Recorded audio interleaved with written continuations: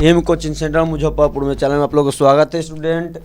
आज हम लोग विष के दांत के लेखक पाठ पढ़ेंगे। हम लोग आज चलते हैं स्टूडेंट, देख रहे तो भी से ध्यान से। विष के दांत के लेखक कौन है? तो नलिन विलोचन शर्मा। कौन है विष के दांत के लेखक? नलिन विलोचन शर्मा। इनके बारे में हम लोग जान जाते हैं, लेखक के बारे में। उनकी जन्म कब हुआ, कहाँ पे घर है इनका जन्म हुआ था। नलिन विलोचन शर्मा का जन्म 18 फरवरी 1916 ईस्वी में पटना में हुआ था। 18 फरवरी 1916 ईस्वी में पटना में के बंदरघाट में हुआ था। कहाँ पे? बंदरघाट में हुआ था। और ये जन्मा से भोजपुरी भाषा थे। शुरू से ही किस भाषा के थे वे? भोजपुरी भाषा के थे। शुरू से ही एक भोजपुरी भाषा को जानते थे जन्म से ही। और उनके पिताजी का नाम क्या था? पंडित राम अवतार शर्मा। यानी 3 ऑब्जेक्टिव यहाँ से बन गए। एक, विष के दांत के लेखक कौन है? तो नलिन विलोचन शर्मा। दूसरा, इनका जन्म कब हुआ? तो दूसरा ऑब्जेक्टिव क्वेश्चन यहाँ से कि 18 फरवरी 1916 ईस्वी को। तीसरा ऑब्जेक्टिव यहाँ से इनका किस गांव में इनका जन्म हुआ? तो पटना शहर में, गांव में। और चौथा ऑब्जेक्टिव यहाँ से मान लो कि इनका पिताजी के नाम क्या था? तो पंडित राम अवतार शर्मा था। ये जन्म से किस भाषा के थे? तो भोजपुरी भाषा के थे। किस भाषा को जानते थे? जन्म से ही भोजपुरी भाषा को जानते थे। इन्होंने अपनी पढ़ाई कहाँ से की? इनकी बात पाँचवा ऑब्जेक्टिव यहाँ से विद्यालय शिक्षा पटना कॉलेजिएट स्कूल से प्राप्त कर यानी स्कूल इनके कहाँ थे? शिक्षा पटना कॉलेजिएट स्कूल से प्राप्त कर पटना विश्वविद्यालय से और पटना यूनिवर्सिटी से संस्कृत से अपना क्या किए थे? और हिंदी में एमए किए। संस्कृत से एमए किए और हिंदी से एमए किए। कब? किस यूनिवर्सिटी से? पटना यूनिवर्सिटी से किए थे। तो यहाँ तक पूछ सकते कि किस विषय से इन्होंने संस्कृत और हिंदी में एमए किए थे। पूछ सकते किस विषय से इन्होंने एमए किए थे? तो हिंदी और संस्कृत से। और किस विश्वविद्यालय से पढ़ाई किए थे? तो पटना विश्वविद्यालय से। ये भी ऑब्जेक्टिव पूछ सकते। इनके वे हरप्रसाद दास जैन कॉलेज आरा में और रांची विश्वविद्यालय और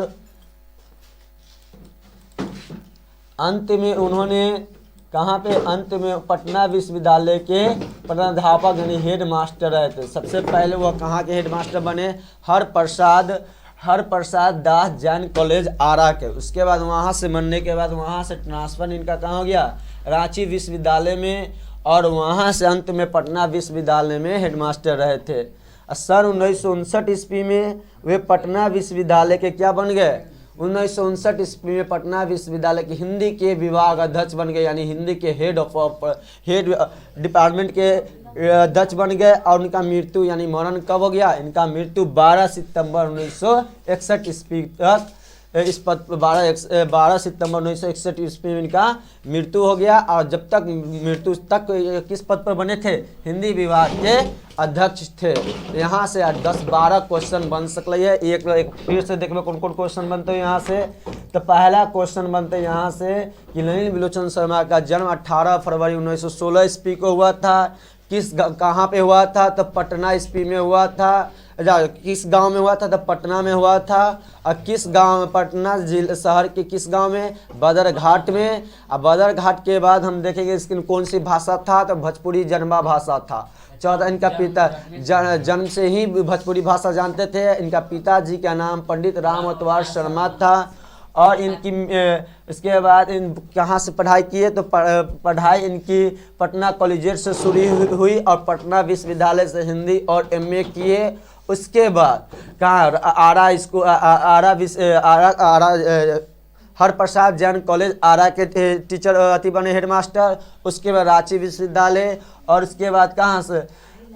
उसके बाद वहाँ से आने के बाद इन्होंने अंत में पटना विश्वविद्यालय के प्राध्यापक रहे यानी हेडमास्टर। और इसके बाद हिंदी विभाग के क्या बन गए? अध्यक्ष बन गए। और 12 सितंबर 1961 ईस्वी को मृत्यु हो गया। यदि यहाँ से क्वेश्चन ऑब्जेक्टिव 5-6 हो, 1-2 जरूर मतलब यहाँ से पूरा क्लियर ऑब्जेक्टिव हो जाता है यहाँ से। अब इसके बाद देखिए कि इनका किताब कौन कौन वाले, बहुत सारा किताब है। तो इनकी रचना की दृष्टि से देखें रचनाएं हम इनकी। तो सबसे पहले दृष्टिकोण साहित्य का इतिहास इनका दर्शन मानदंड विष की दांत है। सबसे पहले किस कौन सा है? इतिहास इनकी विष की दांत से ही है। विष के दांत। और 17 असंगठित पूरी पूरी छोटी छोटी कहानी, इनका पूरा 17 को छोटी छोटी संग्रह कहानी है।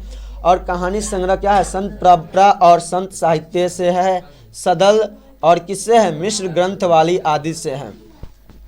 तो इनकी साहित्य की विशेषता, ये ललित विलोचन शर्मा प्रयोगवाद के प्रारंभिक कवि थे। किस वाद के कवि थे, ये प्रयोगवाद। पूछ सकते ललित विलोचन शर्मा कैसा कवि थे, तो प्रयोगवाद कवि थे। कैसा कवि थे ललित विलोचन शर्मा, प्रयोगवाद कवि थे। और प्रयोगवादी जैसे ही कि कुछ आलोचक मानते थे इनकी कहानियां किस पर आधारित होती थी, मनोविज्ञानता पर, मनोविज्ञानता पर आधारित होती थी। और प्रचुर तत्व उसमें क्या होते थे, विद्वान होते थे। और आलोचन में ये नई नई शैली के समर्थक, जो भी किताब इनके लिखते थे या कल ना भी चलो मैं तो कल शुरू करूँ बीच बीच में, आलोचक ये नए नए क्या करते थे, समर्थक को नए नए समर्थक थे, कथ्य और इनका शिल्प भाषा था, अशिल्प भाषा आदि सत्रों पर ये क्या करते थे, नवीनता के आग्राही होते थे। नवीन जो होती थी उसकी आग्रता के क्या होते थे, आग्राही होते थे। उन्हें परंपरागत दृष्टि और शैली का क्या करते थे, निषेध करते थे। जो परंपरागत दृष्टि होती थी और इसका निषेध करते थे। आधुनिक के पक्षधार में पुराने शब्दों का क्या करते थे, पुराने जो शब्द था उनका नया रूप दे देते थे। तो जो भी पुराना शब्द होता था उसका नया रूप ललित विलोचन शर्मा दे देते थे। ये एक सिद्धात्मक आलोचक क्या थे, महान कहानीकार थे। 6 नंबर के क्वेश्चन पूछ सकते कि सारांश लिखे, किसी भी किताब के एक सारांश तक पक्का पुस्तक निश्चित है। पूरा किताब हिंदी के एक पाठ से लेकर जितना पूरा पाठ है वहाँ तक तो सारांश वही लड़का लिख सकलैया। बहुत लंबा लिखे को कम से कम 150-200 शब्द याद तो होता ही ना। तो याद करे का तरीका उससे अच्छा है कि समझे को तो कहानी से ही पूछता है। तो कहानी ज़्यादातर ना 16-17 कहानी होते हैं, ज़्यादा 16-17 याद कहानी में से समझ लेवे तो और आसान से हो जाता। तो सबसे पहले देखो कहानी के सारांश समझा रहे हो कैसे लिखवे सारांश। तो सबसे पहले इस कहानी के सारांश लिखेला में किसके बारे में बात कर गया, सेन साहब के एक अमीर आदमी थे। तो यहाँ से शुरू करें, सेन साहब क्या थे, कहानी के सारांश 6 नंबर पूछता हूँ याद रखे। तो सेन साहब एक अमीर आदमी थे, उनके कितना लड़कियाँ थी, 5 लड़कियाँ थी। तो शुरू कर, सेन साहब एक अमीर आदमी थे, उन्हें उनके 5 लड़कियाँ थी। और लड़कियाँ क्या थी, कठपुतलियाँ थी। क्या थी लड़की, कठपुतलियाँ थी। लड़की जो थी वह कठपुतलियाँ थी। और उनका क्या था, एक लड़का था बुढ़ापे का आंखों का तारा। या सीधे लिख देवे कि 5 लड़कियाँ थी, एक लड़की कठपुतली थी, ये आता था उनका एक लड़का था। और वो दौड़ती और खेलती भी थी। और क्या करती थी, वे किसी चीज़ को तोड़ती फोड़ती नहीं थी। जो लड़कियां थी किसी भी घर की चीज़ को, वस्तु को तोड़ती थी ना फोड़ती थी। दौड़ती थी, खेलती थी, लेकिन तोड़ती फोड़ती नहीं फोड़ती थी। तो सिर्फ शाम के वक्त मुस्कुराती थी। शाम के समय ही मुस्कुराना था, सुबह से लेकर दोपहर तक ना, शाम तक ना, शाम के समय ही मुस्कुराना था उस लड़कियों को। सुबह ना मुस्कुरा सकल, दोपहर में ना हंस सकल, नहीं हंसती थी, शाम के वक्त ही मुस्कुराती थी। मगर नई मोटर कार ली थी। वह क्या ली थी, नई मोटर कार ली थी। उसका नाम मोटर कार के क्या था, स्ट्रीमलैंड। मोटर कार के क्या नाम था, स्ट्रीमलैंड। ऑब्जेक्टिव में भी पूछ सकल है स्ट्रीमलैंड नई कार जो ली थी सेन साहब, उनका कार का नाम क्या था, तो स्ट्रीमलैंड था। ये भी ऑब्जेक्टिव में पूछ सकले। सेन साहब के कितनी लड़कियां थी, 5 लड़कियां थी, इनके नाम भी पूछ सकले। और पूछ सकले सेन साहब के कितना लड़का था, ये न पूछते एकदम ईजी ही सब मार देते, एक था। और इसके बाद देखते इसके बाद कथे लिखते हैं।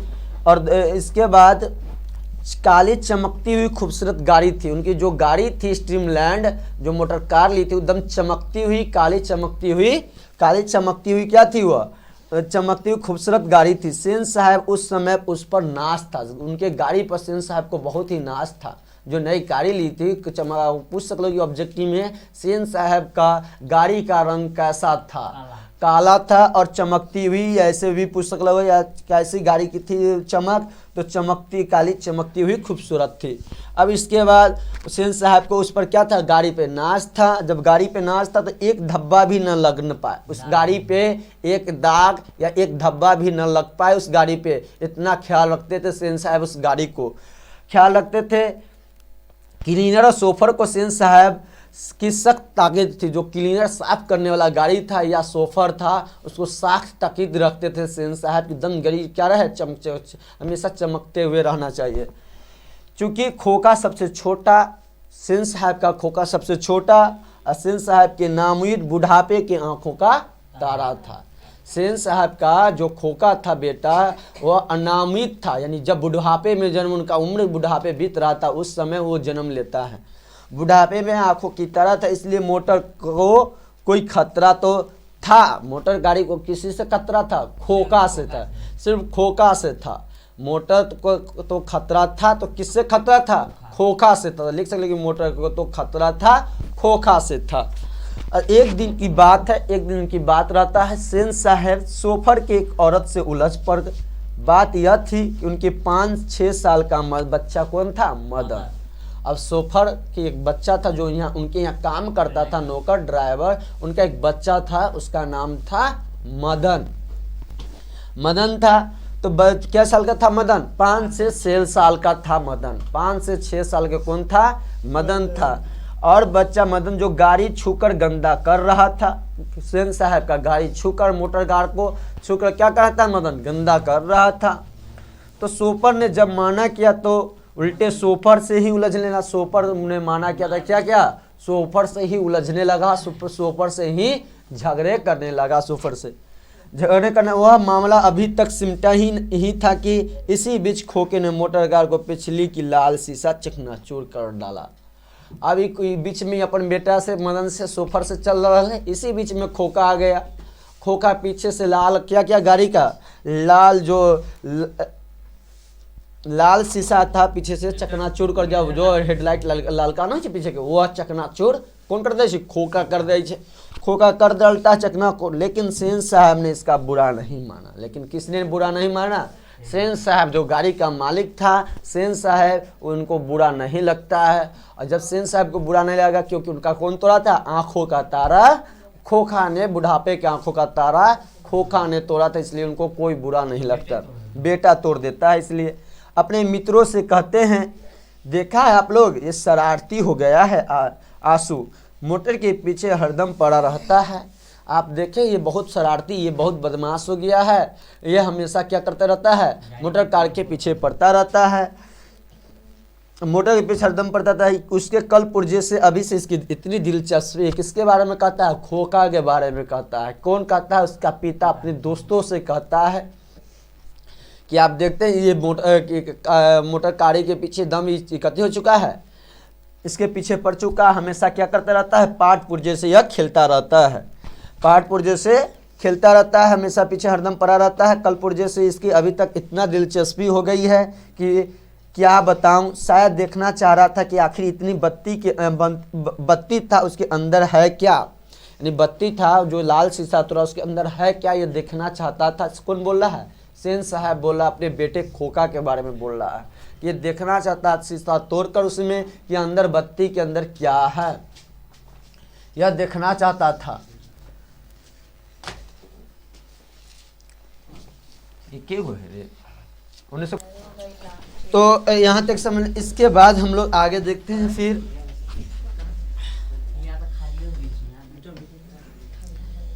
तो आंसू में मिस्टर सिंह की गाड़ी को अगले और पिछले पहियों को हवा निकाल दी। आंसू क्या था? मिस्टर सिंह के आगे पीछे के गाड़ियों की हवा निकाल देते। कौन निकाल देता हवा? मिस्टर आंसू सिंह मोटर कार की आगे और पीछे की हवा को निकाल देता है। अब जब आगे पीछे की पहियों की हवा निकाल देती है, जब मिस्टर सिंह विदा हो गए, जब कौन विदा हो गया? मिस्टर सिंह उनका दोस्त था सेन साहब को, उनके घर आए थे, उन्हीं से बात कर रहे थे सेन साहब। और किसके बारे में बात कर रहे थे? खोखा के बारे में। इसी बीच कौन निकाल देता है हवा? आंसू निकाल देता है। पहियों की हवा आंसू दोनों आगे पीछे की निकाल देता है। जब मिस्टर सिंह चले गए तो सेन साहब ने मदन के पिता का क्या नाम था? गिरधर लाल। पूछ सकते कि मदन के पिता का नाम क्या था? तो गिरधर लाल। ऑब्जेक्टिव क्वेश्चन यहाँ से भी बनता। मदन के पिता का नाम क्या था? गिरधर लाल, जो उनके फैक्ट्री में क्या थे? किरानी थे। उनके फैक्ट्री में किरानी थे। हाँ, किरानी, यानी सेन साहब के फैक्ट्री में क्लर्क कौन थे? किरानी कौन थे? तो गिरधर लाल थे। और अहाते में कोने में आउट हाउस में रहते थे। कहाँ रहते थे? अहाते में और कोने के आउट हाउस में रहते थे। बुलावा भेजा गया। सेन साहब ने किसके बुलावा भेजे, किसके आने के लिए बुलावा भेजे? गिरधर लाल के बुलावा के लिए, गिरधर लाल के बुलावा के लिए, गिरधर लाल के बुलावा के लिए भेजे। उसने खूब खड़ी खोटी सुनाया। किस उसने क्या किया? खूब खड़ी खोटी को सुनाया और कहा बच्चों की संभाल कर रखो। सेन साहब कहते हैं, सेन साहब कहते हैं किसको? गिरधर लाल को कहते हैं कि बच्चों को संभाल कर रखो। और उस रात गिरधर लाल अपने बच्चे मदन की खूब पिटाई कर देते हैं। उसी रात क्या करते हैं? गिरधर लाल अपने बच्चे मदन को खूब पिटाई कर देते हैं। दूसरे दिन शाम खोका को क्या किया गया? आते ही बगल वाली गली में जा निकले। दूसरे दिन ही शाम में खोका यानी खोका घर से निकलकर गली वाले रास्ते में गली में जा निकले। वहाँ मदन लड़कों के साथ क्या खेल रहा था? लट्टू नचा रहा था। मदन लड़कों के साथ लट्टू नचा रहा था। खोका बोलता मुझे भी खेलने दो। खोका ने भी लट्टू नचाने के लिए मांग किया, यानी खोका मिले क्या कहता है? लट्टू नचाने के लिए मांग किया, लेकिन मदन ने उसे फटकार दिया। मदन ने उसे क्या कर देता है? फटकार देता है। अबे भाग जा यहाँ से, बड़ा आया है लट्टू नचाने वाला।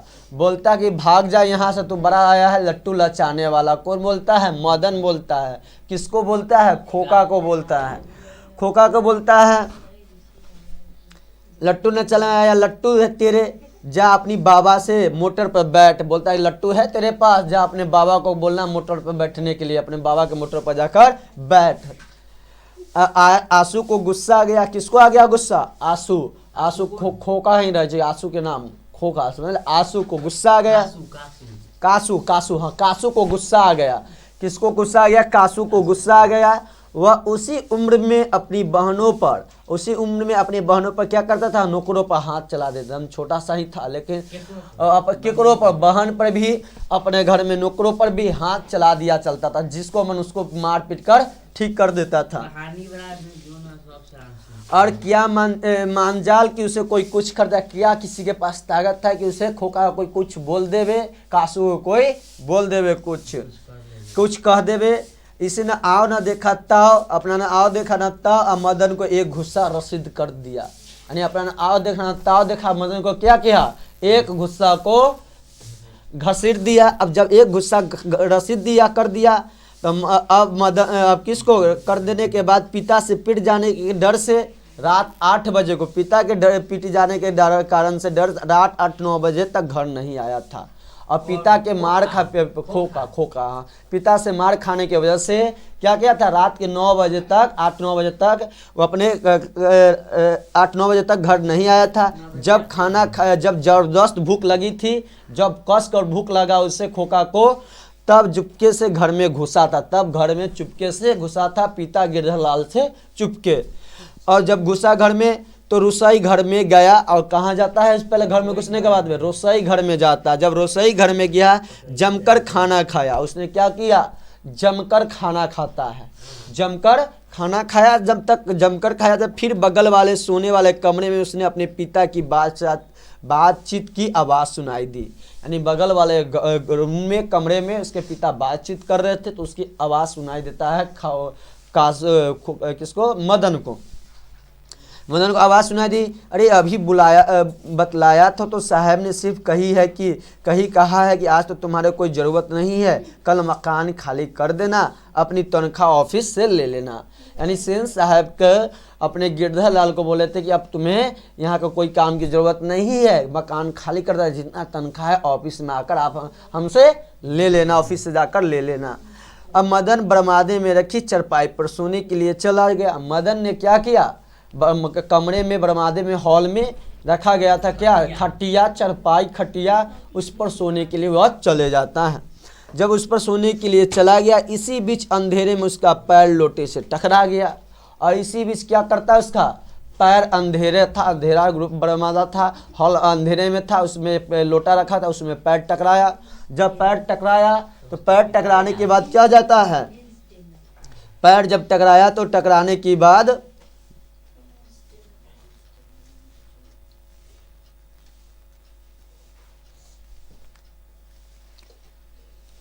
पैर लोटे से टकराया, उसकी आवाज़ सुनकर कौन, उसकी जब पैर लोटे से टकराया तो उसकी आवाज़ सुनकर गिरधर बाहर निकल आया। कौन घर से, कमरा से बाहर निकल आता है, गिरधर निकल आया।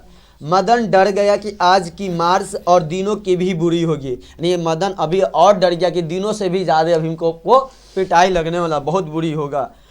और वह अक्सर अपने पिता के हाथों से क्या होता था, हमेशा पिता के हाथों से पिटता था। यानी पूछ सकते हो कि ऑब्जेक्टिव में अक्सर के पिता के हाथों से कौन पिटता था, तो कौन पिटता था, मदन पिटता था। यहाँ से भी ऑब्जेक्टिव क्लियर होता है। इसके बाद मगर आज उसके पिता ने लपक कर हाथों से उठा लिया था उसको, मगर ने उसके पिता ने क्या किया था, लपक कर उसको आज पीटा नहीं, हाथों से उठा लिया।